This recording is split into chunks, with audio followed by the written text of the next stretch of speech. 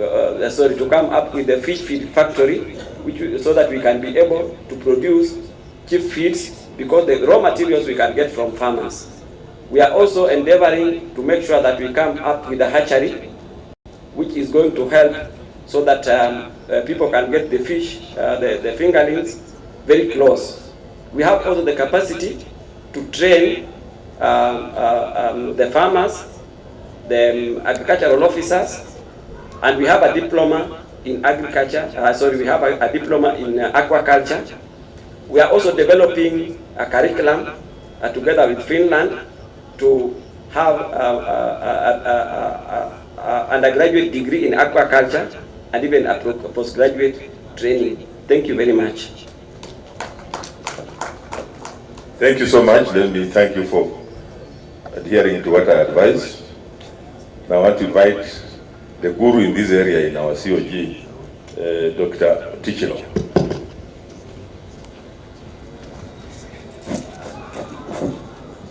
Thank you. I'll try to be as brief as possible so that we can end this session. First and foremost, climate change is real, so we don't have to discuss anymore. Climate change is real, it is here with us, and we have to learn how to live with climate change. So that's what I want you to know.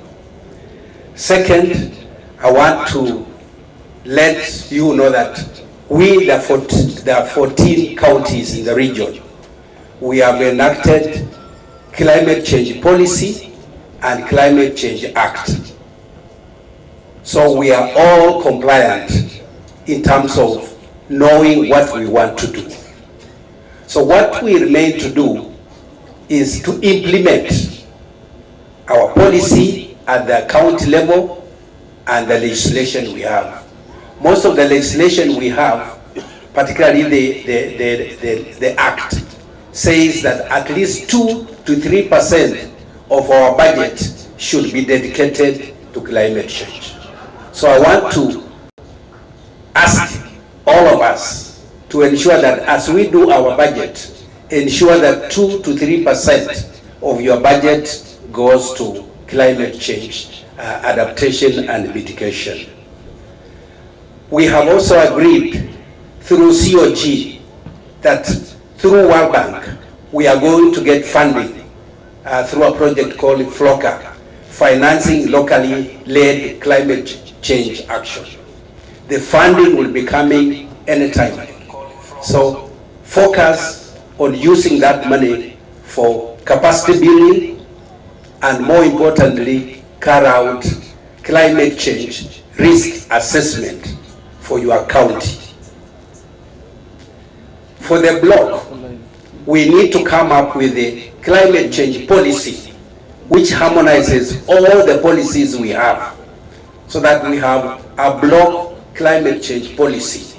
And it's very crucial for funding purposes, because there's a lot of funding in climate change business, and it's important that we do. At the same time, we need to come up with a climate change risk assessment for the entire block. That again will be a very good document to allow us to go looking for funding. As much as climate change is a major pandemic to the world today,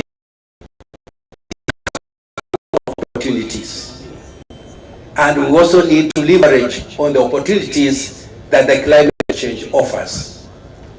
And the key opportunity that the climate change offers is the climate change markets or carbon markets.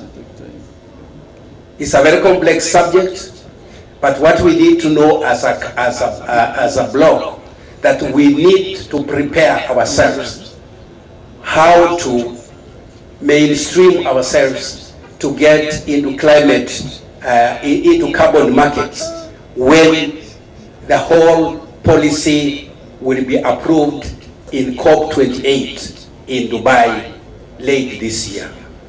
So that's all what I want to say for now. The rest we can share later on. Thank you. Thank you very much. I think I don't want to add any more.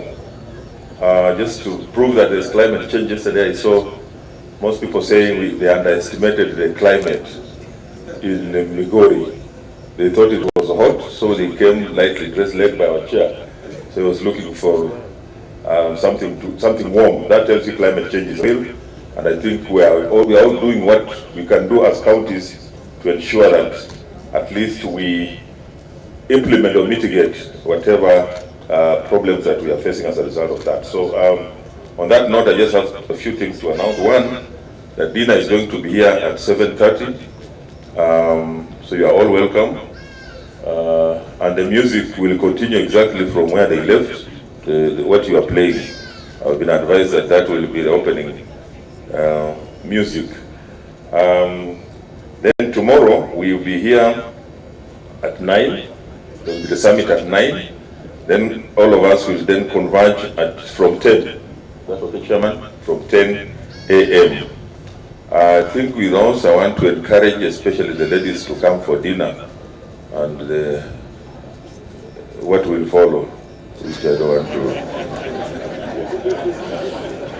I've also been advised that there will be enough liquid resources, so you are always welcome. I want to welcome the Governor Siaya specifically because he has been missing in action. So with those many remarks, thank you very much. God bless you.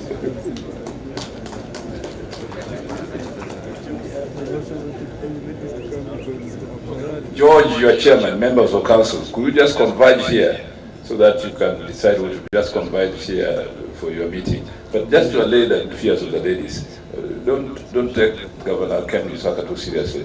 He just saying that you should be available so that we can dance together. There's no unintended consequences.